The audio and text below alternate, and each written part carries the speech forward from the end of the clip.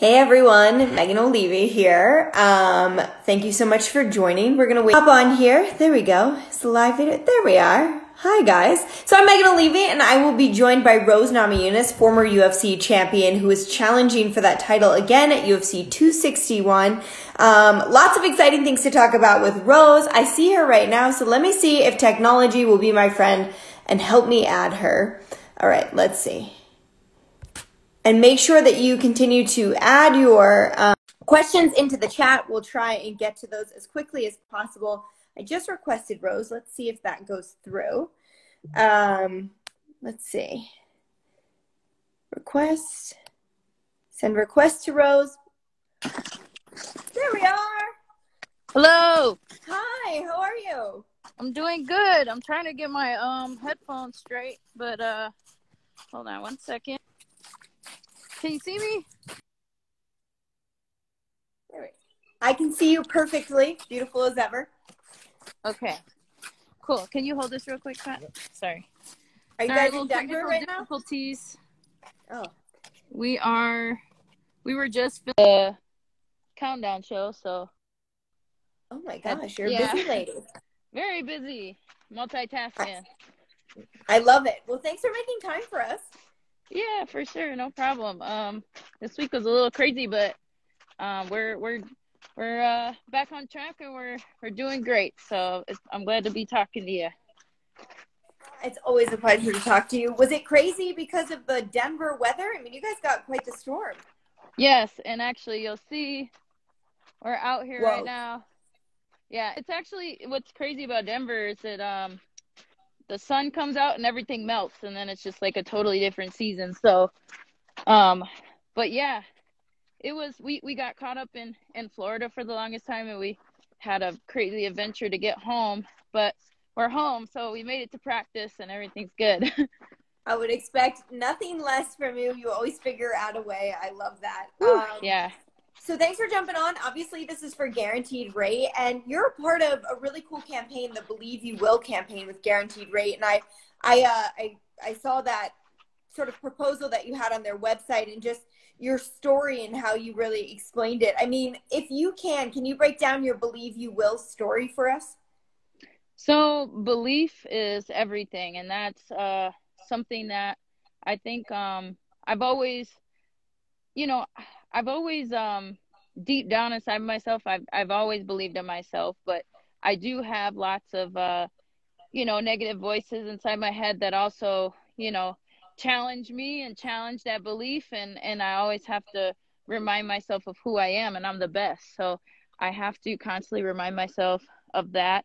And I think a lot of it comes from, putting in the work and all that. And that's very important, everything like that. But for me, the physical side of fighting has never really been the real challenge. It's always the mental and the spiritual, and making sure that's all in check. And having that belief in yourself is number one key to accomplishing anything. Absolutely. Not just in the fighting world. I think that speaks to so many people who especially are watching this live now.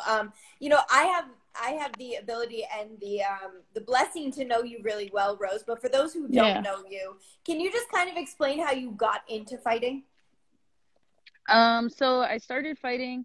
Well, I think the fight even really begins before me, and my my family lineage and everything, and my heritage is Lithuanian, and so my family came here to the United States for a better life, and ever since then, when I was a little kid, I was put into martial arts to kind of keep me out of trouble and to keep me occupied and give myself, this kind of classic martial arts builds confidence type of a thing. And it's just a journey ever since. And it's something that I fell in love with and never have really gotten bored with it. I get bored of so many different things, and martial arts just keeps me on my toes, and it keeps me engaged. So I just love it. Even after I'm done fighting, I'll always be a martial artist.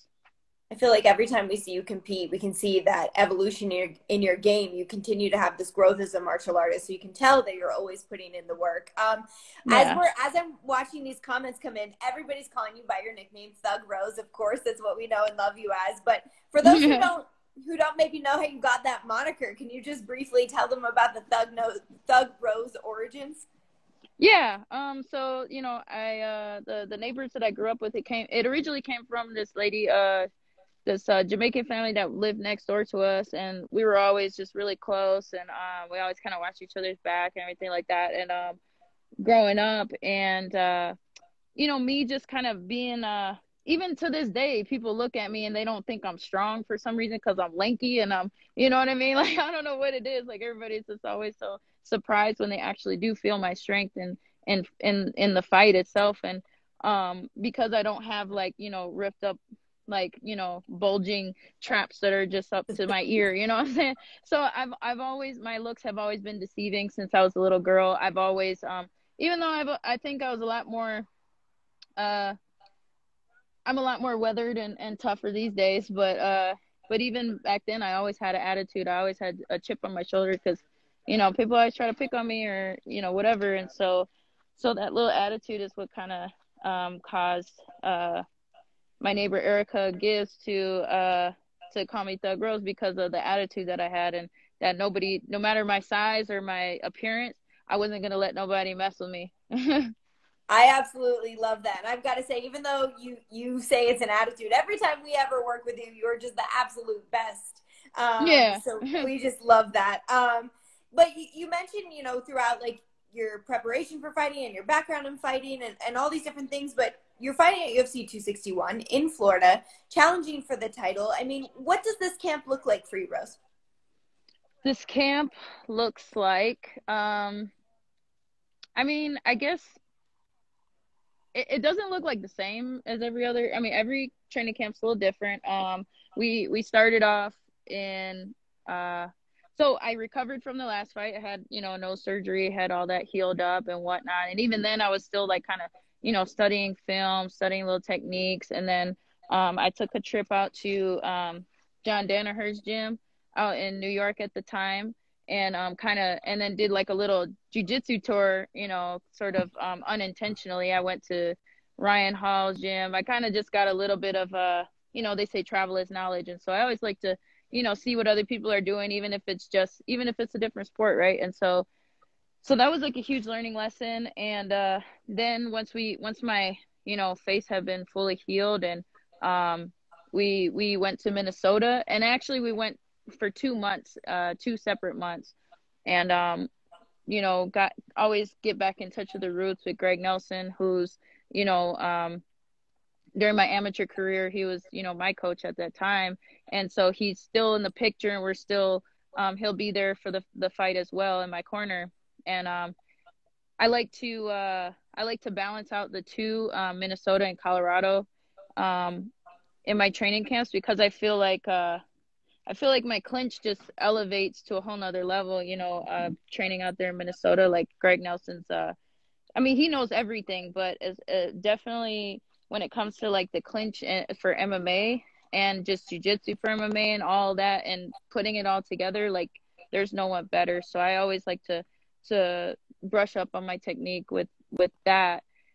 And then on top of that, they have a lot of smaller guys and things like that I can, move around with and stuff, and kind of build that strength. And then coming out here, I just sharpen my tools and, kind of get back with Trevor. And so that's kind of what we're doing now is, sharpening up, speeding up the punches, getting more, I guess, just getting my footwork in order and everything like that. And it's just kind of like going to be the complete package. As you talk about that, it's very obvious that you're a very motivated person, that you do what it takes, whatever it needs to be done, you're going to do it. But there's got to be days where you don't want to go to practice, right? Like, how do you fight through that? Or do you listen to yourself and maybe stay home? I mean, how do you kind of balance those feelings? So for me, so if it wasn't for Thug Rose, if that wasn't the one that nickname that stuck, the other nickname that another friend of mine used to call me was "Can't Stop, Won't Stop" in high school, because I would just always boom, boom, boom, like I just can't stop, won't stop, And so for me, it's always Pat is very like for my mindset, I'm always like just going. And having Pat in my corner is always very important to watch me every day just to make sure that I'm uh moving at the right pace and stuff. Because I would just keep going until my body breaks down, and I would never stop. Even if I didn't feel like it, I would still want to, right? But I think that's just part of the mentality where I think a lot of the times if you there's always a reason for not being motivated. Like if you don't really have a reason, then yeah, you're not gonna want to go to the gym. Sure. um, and even with just all the obligations and things like that. I mean, I think it's especially the more I mature, the more I fall in love with this, and the more I just enjoy what I do, and being grateful for everything. I think if I'm not feeling good about training, it's usually because I've kind of need to revisit my gratitude and stuff. So or maybe I'm just completely toast, and if that's the case, you know uh then yeah, you got to sit your ass down. Yeah, exactly. Yeah. What does Yeah. downtime look like for you? I mean, I know that you love things like farming and you've got great plants and stuff, but obviously it's a little bit different, I would imagine, in Denver right now for you. So what's a day off like for you, or some time off like for you? Ooh, well, I think I'm doing a lot better with actually just relaxing these days and taking naps and taking care of my body a little bit better. I love like a good massage. I got a great masseuse. I it's all about recovery, and it doesn't seem like a rest day, but taking ice baths really helps me. Obviously that is a workout in itself sometimes. Oh So yeah. but I think I would say lately it's been a lot of just nothing. Like I just get into like reading like Bible scriptures or just kind of meditating and things like that. Going outside. This is we're in Boulder right now, Shadow Canyon. It's I don't know, there's like a big old mountain up there. So like Wow. if I have energy, I would love to climb this right now. But um so those are the type of things I like to do. But I think I do a lot better now with just like actually sitting on my butt and like not doing nothing. You definitely deserve that downtime. Like it's very Yes. much earned in your case. It's not, you know Yeah, what I it's mean? Like you're not important. just sitting around. It's important, or I'll like call my grandmother or something like that. So yeah, just like little stuff that catch up on things that maybe I didn't get a chance to, maybe play some piano, read a book or something like that. Cook. I love cooking. I love, even like, it sounds Love it. stupid, but I love to clean. I like cleaning my house. It feels so good. It's a great stress reliever, right? Like when you're stressed Yeah. out or your mind is busy, you clean and things just feel a lot better when you look at it with a perfect room then. Exactly. Yeah. And right now, yeah, other than that, I always have some type of hobby I can get into. And like right now, I'm not gardening right now, but right after this fight, for sure I'm starting right back up. I can't wait to watch it all on Instagram, watch your plants Yes. grow. We have some other questions that I know they wanted me to get to. So, who's a big inspiration for you in your life? I know you have Pat, and you mentioned your grandma, and you've got a great relationship with your mom. But who inspires you the most? Gosh, I mean, there's so many people. I'm so blessed to be surrounded by, great great it's hard to even really define them as people. They're just like superhumans. Like we got Chico Camus over here from all the way from Milwaukee that we've been Yes, knowing him for a long time. He was in the UFC. And Pat, obviously he's a huge inspiration. Greg Nelson, like, even just, he don't even got to say nothing. He's just his aura is just out through the roof. And Trevor Whitman, of course, like everybody knows, is starting to recognize. It's crazy. I've been knowing Trevor for since 2013, and it's cool now that he gets the recognition. But it's like he's just been amazing this whole time. And then countless other people. Just every day I try to look. I try to. I'm like, when they say like people watching, where you sit down on a bench like that and you watch people go by. I feel like I'm always people watching throughout my entire day, where I'm always observing people's energies and if I can get any little wisdom, from anybody, I always feel like no one knows just everything, right? There's no one person that knows everything. So I feel like even you, I feel like, I even just the little interactions I get to interact with you, I always feel like I can take something positive, just your friendly smile and just everything like that, I'm and hugging just you. being yeah. So I think it's just yeah, I think you can draw inspiration from almost anybody. No, I love that. And I think a lot Yeah. of people draw inspiration from you. Certainly, it's something we've spoken about in different interviews and different platforms. But, I know this is something that Guaranteed Rate loves about you, but the fact that you do open up and say, hey, I struggle with these certain things, or, I might have anxiety, or I might not feel my best, or whatever it may be. Like, why do you feel like that's important to speak out about? Certainly the world is evolving where it's getting more common in 2021 for people to talk about their own struggles, but you've been doing this Yeah. for years.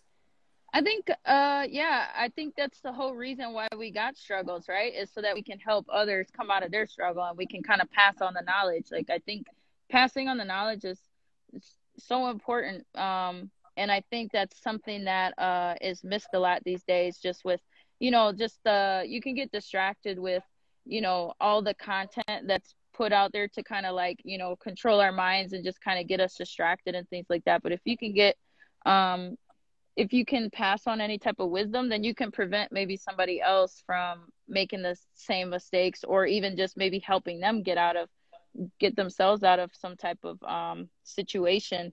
And it gives you more purpose for your own struggle, and it helps you also. Like, I mean, a lot of the times it's like, oh, it seems like this noble thing or whatever, but really in actuality, like, I benefit myself by sharing my, like, helping other people helps you too. Absolutely. I think that's such a Mhm. beautiful outlook to have. Yeah. We have some non-fight related questions. I think some of them are fun, so I'm gonna throw them at you. Uh, Hmm. who would you invite to dinner, dead or alive? Like if you could have dinner with anyone. Ooh. Ooh. Dang. Jesus. Excellent answer. Yeah. He's Then so I feel like you cool. could know everything. Yes. Um, Exactly. what's your biggest indulgence? Ooh, my biggest indulgence. I would say, being from Wisconsin, I'm a pretty big cheesehead. Not all the time, but I do love me some cheese, especially like the harder I'm training, I just get that craving. So, and it's funny because I never really knew I was a cheesehead till I left Wisconsin, and then people were like, "Dang, you eat cheese a lot." But yeah, but not Um, not as much these days. But I do love me some cheese. no, who doesn't? I keep seeing Yeah, a lot of questions pop up, like your favorite food or your favorite junk food. Do you have yeah, a favorite junk food? I mean, I feel like cheese is an indulgence, but like, what about snack yeah. life? Right, right. So it's funny because like sometimes I crave it and sometimes I don't. But lately, if you can find this, and not every place has this. Colorado for some reason has these chips, but Ruffles Double Crunch hot wing flavored chips, and you gotta get the double crunch with the hot wing, not the other stuff. I Those feel are like really I feel like awesome. I'm gonna need to have these for your fight, like backstage for you. Yeah, that would be awesome. Yes. Okay, adding that to my snack list. Yeah. Okay, where's your favorite place to go on vacation? Ooh, it's funny. I would say Lithuania. Lithuania is just the most beautiful place ever. It's like the Shire, like the Hobbit Shire, and just eating grandma's cooking. There's nothing better than that. I love that. What Yeah. about what's been the most memorable moment of your life outside of winning the belt? Most memorable moment. Ooh. Hmm. I would probably say when dang, I mean there's so It's many that hard. kind of but yeah, right. One kind of sticks out that just kind of randomly popped in my head, but uh when I adopted Mishka from the puppy rescue, me and Pat went to go get, Mishka, and that was the best. Oh, Mish the That was the best Beast! day ever. Yeah. She rode on my shoulder all the way home. Oh my God, I love Yeah, it's that. She's cute. the best behaved dog ever. My dog's Yeah, actually she's pretty barking in the good. background, like trying to prove a point that he is not as well behaved as your dog. So, Oh, dang it. Bad what about like boy. when we're done with the pandemic, when things are back to normal, like what's the first thing you want to be able to do? The first normal thing you want to go back to doing? Um, yeah, definitely. I'm not about I really, I'm gonna say it, I hope this isn't like too controversial, but I really am annoyed with the masks. I really could just not like do without that. But I'm sure everybody's kind of irritated with that. But that, and then maybe just I would just like for people to just be kind of like not so stressed out anymore, because it's easy for me to say because my life's pretty amazing. I don't have that many complaints, but that, and then like I said, once again, I would love to go back to Lithuania. I don't know what the status of their COVID restrictions are. I hear that they're kind of bad, but that would be awesome to go back there and not worry about getting stuck or Right. whatever. Be able to just enjoy. Yeah. I'm sure they can't wait to have you back. Yeah. But I mean, the thing for UFC 261, you're going to be traveling. A lot of these fights have taken place in Las Vegas or on Fight Island, but this one's going back to Jacksonville, where we were in May of last year. I mean, when you found out it was in Florida, were you excited about this? Yeah, it's cool because we had just came from Florida, and specifically Jacksonville. We just did a Oh, seminar there, so that was kind of weird. There's just a bunch of like what they call serendipity, or synchronicity yeah. going on, and that's just, I feel like that's kind of my life. But it's pretty cool. It's a pretty cool place, and it's gonna be awesome to have the fans there. I mean, for me, I don't mind. Like for me, like I'm used to. It's not such a weird thing without the fans for me, but I definitely, I know a lot of people it's going to be so awesome for so many fans to be there and to just kind of feel like as if we're sort of making some progress with all of this. So it's going to be a treat. And like I said, I mean, I don't know. I feel like the whole, other than just like the mask wearing and all that stuff and like just little inconveniences here and there, like my life hasn't really changed that much. I'm still doing the same thing. I'm still, maybe sometimes I don't, like just dealing with other people being stressed out about all this. It would be cool just to maybe, if that can help give some type of relief to some people, and enjoy the entertainment, that would be awesome and give some relief, I guess. Yeah, Hmm. absolutely. Before I let you go, I just want to hear your thoughts on this matchup. Zhang Weili, she defeated Joanna in her last fight. I mean, what are your expectations for yourself in this one?